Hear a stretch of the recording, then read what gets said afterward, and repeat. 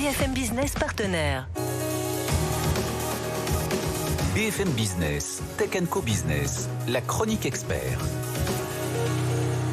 Voilà, et on va parler jumeaux numériques, mais beaucoup plus large aussi dans l'univers de la construction avec nos deux invités. Je vous les présente tout de suite. François Weller, bonjour. Bonjour Frédéric. Président France d'Alter, Alter qui accompagne les entreprises dans leur transformation numérique. Et justement, transformation numérique, c'est avec vous, Adovi Adoté. Bonjour. Bonjour Frédéric. Vous êtes directeur général d'URSA France. Alors URSA, ça fait partie d'un groupe. Alors, vous êtes spécialisé dans l'isolation thermique et acoustique, donc dans la construction. Vous faites partie d'un groupe qui est assez immense. C'est près de 13 000 personnes. Exactement. Dans le monde, le groupe ETEX avec 4 milliards d'euros de chiffre d'affaires. Et puis en France, vous êtes 200 personnes et vous travaillez sur tous ces sujets. Alors parmi vos grands enjeux, évidemment l'impact environnemental, l'industrialisation aussi de vos process pour réduire les délais de construction. Vous me disiez hors micro, quand il fait froid, il faut fournir plus. Donc il faut prévoir avec les données météo de ces stocks. Donc c'est tout ça. Et justement, votre troisième enjeu, c'est le digital. Alors voilà, sur différents niveaux. Je parlais du jumeau numérique, mais il y a la gestion des stocks. Enfin, expliquez-nous tout ça. Exact. Merci Frédéric. Et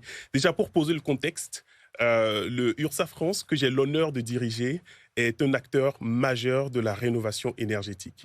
Et notre mission est de fournir des solutions de façon inclusive et durable, tout en capitalisant sur les tendances technologiques pour répondre à la performance énergétique des bâtiments en France. Et juste pour illustrer la chose et donner un ordre de grandeur, en France, on parle de près de 5 millions de logements qui sont qualifiés de passoires thermiques. 5 millions. Le chantier, il est immense et tout aussi enthousiasmant, extrêmement enthousiasmant pour nous. Donc nous, URSA France, on répond présent et on relève le défi en fournissant des isolants qui sont qualitatifs, avec plus de 50% de matériaux recyclés, qui sont abordables pour en assurer l'accessibilité au plus grand nombre et qui ont un fort impact. C'est-à-dire, avec les solutions URSA, on peut économiser jusqu'à 80% d'énergie. 80%. Et alors, le numérique, comment il vient? Alors, le jumeau numérique, évidemment, pour voir où on place tous ces panneaux, tout ça. Alors, expliquez-nous. Très, très bien. Donc, concrètement, nos solutions d'isolation permettent d'isoler le sol, les murs, les cloisons, les combles. D'accord? Et le numérique joue essentiellement à deux niveaux. Un impact environnemental. Comment est-ce que ça se fait concrètement? Via des solutions type BIM, on peut anticiper la performance des solutions d'isolation qu'on déploie sur des chantiers. On peut aussi imaginer ou identifier ou positionner précisément ces solutions-là pour que la performance thermique soit à son optimum. D'accord. Typiquement sur des solutions de façade. Donc vous allez avoir ce jumeau numérique du bâtiment. Exactement. Et puis en fonction de son exposition, de sa surface, du nombre de fenêtres et tout ça, vous allez dire, on peut positionner nos produits comme ça. Et en fonction aussi des autres solutions qui sont déployées, type la typologie de plaques de plâtre, les solutions de façade, on peut sélectionner le type d'isolant qui va bien et qui nous permet d'avoir un logement qui est performant. Donc ça, c'est la partie jumeau numérique. Et puis derrière, je parlais aussi toute la partie logistique, gestion, tout à fait, traditionnelle, mais où le numérique joue un grand rôle. Absolument. On a aussi un impact qu'on appelle un impact opérationnel qui nous permet d'anticiper au plus fin les données de vente, où est-ce que la demande sera à son pic. Typiquement, vous le mentionnez, dès qu'il fait froid, on a un pic de demande d'isolant. Donc, derrière, anticiper au mieux et capitaliser sur l'intelligence artificielle, par exemple, et une analyse de données poussée nous permet de savoir assez rapidement où est-ce qu'on a besoin de quel type d'isolant. Le deuxième point, c'est de coupler le digital à la distribution logistique en fonction des états de stock. Oui, parce que vous passez par des revendeurs, des revendeurs professionnels, j'imagine des Leroy Merlin, des gens comme ça. Exactement. Donc des négoces, des grandes surfaces de bricolage ou des artisans en direct.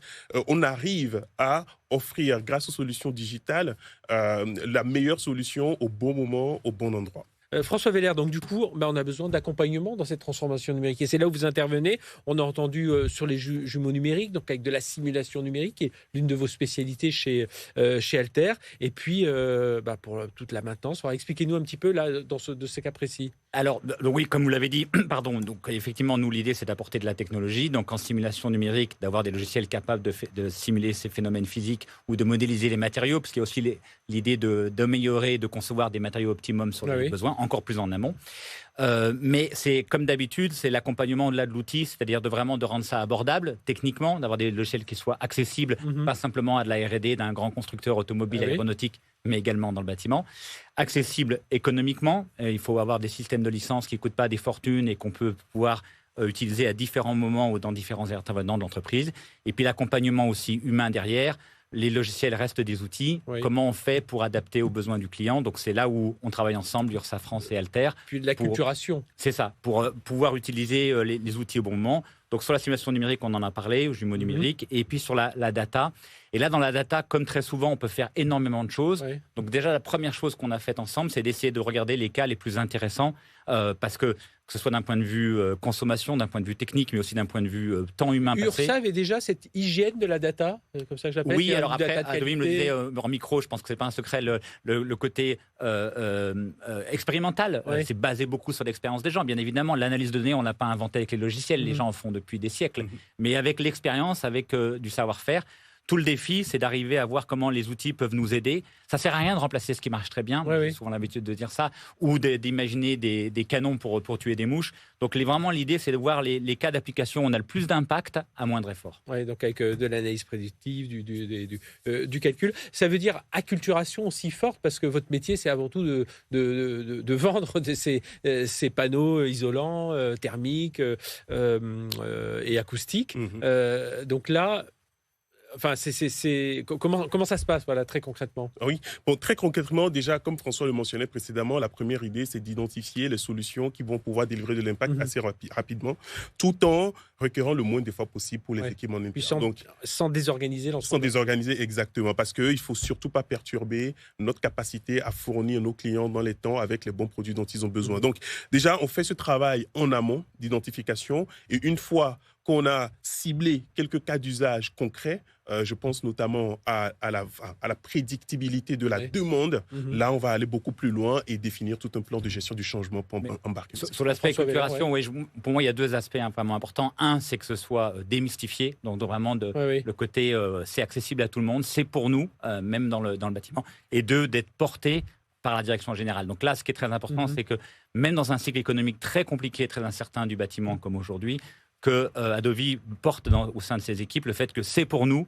c'est faisable et on va être accompagné. Et puis derrière, il y a cette IA qui va venir rajouter, enfin qui est déjà utilisée, mais l'IA générative, j'imagine que là, vous regardez déjà des projets ensemble. Tout à fait, parce que là, l'idée, c'est de voir par rapport aux conséquences météo et les abats, ce qu'on va pouvoir prévoir. Et puis demain, c'est de voir aussi quelle sensibilité, suivant des prévisions météo qu'on n'a pas encore, quel impact ça va avoir pour voir un petit peu les bornes de résilience du système. Eh bien, merci d'être venu nous parler de tout ça. François Weller, président France d'Alter, donc qui accompagne des entreprises dans leur transformation numérique, et Adobe Adoté, merci directeur général d'URSAF France, donc ce groupe spécialisé dans l'isolation thermique et acoustique, et donc à fond dans le numérique, quoi. C'est ce qu'il faut rappeler. Merci à tous les deux. Merci. Allez, on enchaîne, on va parler dans un autre domaine de e-commerce. C'est tout de suite avec nos invités suivants.